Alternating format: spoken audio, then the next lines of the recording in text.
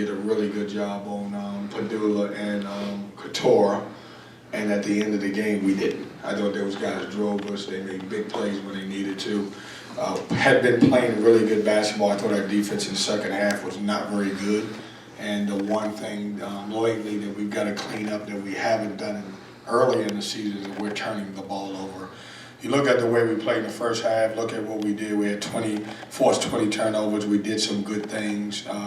I just didn't think that we did a great job defending. Like, we don't, this particular team hasn't been one of those groups that give up straight line drives, and guys were able to get to the rim all the way to the rim on us, and just not good enough. So, needless to say, I'm not very happy with our turnovers and our defense, and those are things that we will continue to get better at. So, questions? When you look at the turnovers, were most of them you thought self-inflicted, or they obviously played pretty tough defense? Yeah, it's weird because we've been the entire season and taking care of the basketball, and then the last couple of games we haven't, and we got to get back to doing it. Where it's funny because we're still winning the turnover battle, but we were winning it by such a large margin right now. And then even though they turned it over 20 times, I didn't think we capitalized on all of those. I thought we gave it back a little bit, yeah. Kevin, on the other side of the ball, what do you attribute the defensive difference in the second half?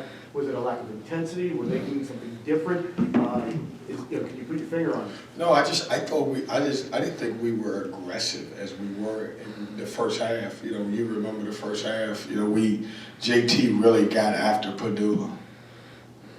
We were that aggressive late in the second half with 2 minutes on the clock when it looked like that we had a chance to lose the game. We ramped it up. I thought early in the second half we just kind of let those guys get comfortable, and once they got comfortable, they started playing really good basketball. Those two guys were on the top of our scouting report, and we ended up with giving Couture 19.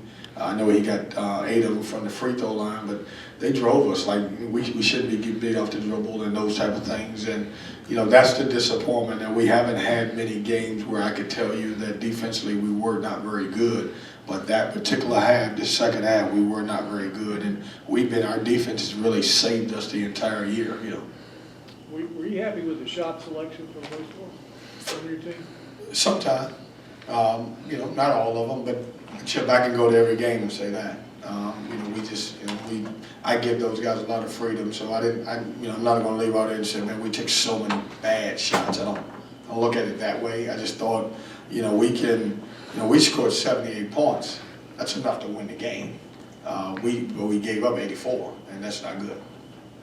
With three-point shooting, 0 for 8 for the last time, what was the conversation between the Wake Forest game and this one? To just keep going, be a little bit more selective, like you were. You didn't make them last time, but it was only 8. So how did you approach this one, where they finally started making threes? We just talked about just staying the course. We got in the gym, we shot. Here's where your shots can come from. It's weird because there's a couple games where we didn't make shots. We still got some good looks. We just didn't knock it down. Yeah.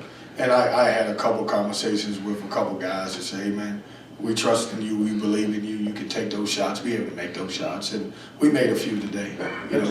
This team's probably, realistically a 6 to 7 3-point make team per game. I don't think we're at 10. When we make 10, that's good, but I think we're probably more of a 7, than anything. What needs to change defensively for this team? Is it just the intensity, or is it just being able to get after the ball more? Nothing. I mean, as I said previously, our defense has been who we are. I mean, if you pick up the stat sheet, you're going to say, damn, the coach is complaining about defense, and we forced the team into 20 turnovers. That doesn't happen many. But our calling card with this team has been, defense has saved us. At Notre Dame, we didn't score, defense saved us. And the Wake Forest game, defense saved us. We've been really good at it. Tonight, if you say to me, what's your biggest complaint? I would say we turned it over and we didn't defend in the second half. Even in the first half, they only had 33 points. But this is not a team that's built in the way we played and give up 51 points in a half. This is not who we are. You mentioned how this team responds well after losses. Now that you get ready to go on the road to Virginia and Syracuse, what's going to be the importance of these upcoming games for your team? I just think we gotta get back focused. I mean, that Wake Forest game was such an emotional game. It was a great game. It was a great comeback game. I'm not saying that's what led to Virginia Tech, but Virginia Tech had dropped a game at Virginia, hadn't won a lot of road games, and I just thought down the stretch, those two guards were so desperate to get a win. They did exactly what they needed to do, and they played well down the stretch. I mean, really do. For us, you know, we got to get locked back in. We got to do a good job, and you know, the good thing about it is we got to get a little bit more stingy. We were bad defensively for a half, and I will nitpick that until we get better and just figure out how we continue to grow from that area. Kevin, I know we look big picture a lot more than you do, but this team is one of the higher net opponents that you've played this season. How much of a missed opportunity is letting this one get away? I think it's college basketball. Like if I, you know, unfortunately I don't get to play their number, I have to play their program. And it's a lot of good programs. They do a really good job, and you know, the net is so tricky. I was looking at it the other day. Some of the teams in the top 15 hadn't beat anybody. They just had played the quad fours and ran it up to 50 points a game. And so, like, I don't get a chance to look at the number. I gotta say, you know, here's what the opportunity. You're gonna look at games all day today, and I guarantee you that some teams are gonna beat some people, and you're gonna be like, well, you know, it ain't the fact that Syracuse is gonna beat Miami. We won't talk about it. We will say the number of Syracuse versus the number of Miami, and it'll switch up before the entire year. So it is one of the better net teams, I think. But you know, it could be changed. They're higher than us, and so things change in a moment for this spot. I can't figure it out. You know, I was hoping, and I'm like you guys now. I was hoping after the Wake Forest game that we would get a big bump in the net. We didn't. Like, we did not, and they didn't get a big drop neither. They were higher than us, right? So, I mean, this is a 6-point game, right? And Virginia Tech's higher than us in the net. We may go up a couple spots. And I'm serious. I mean, I don't know. Like, does anybody in here know how that works? And they could drop a little bit just because I don't know. I'm talking too much about the net. But thank you for asking me that. But I don't get caught up in it. I can't figure it out. If I worry myself over a number, yes, it was a good opportunity. We've been a quad 2 win, I think. You know, it's the problem that I have right now is that figuring out how to get quad 1 opportunities. And it's so hard to get a quad 1 opportunity at home, because how many teams are going to actually come in here that's got 35 net or below? That's just hard. Yeah. Kevin, you had done a good job holding Couture and Padula in check for most of that game, and then in the last 8 minutes they scored most of their baskets, the two of them. Did they adjust to your defense all of those last 8 minutes, or?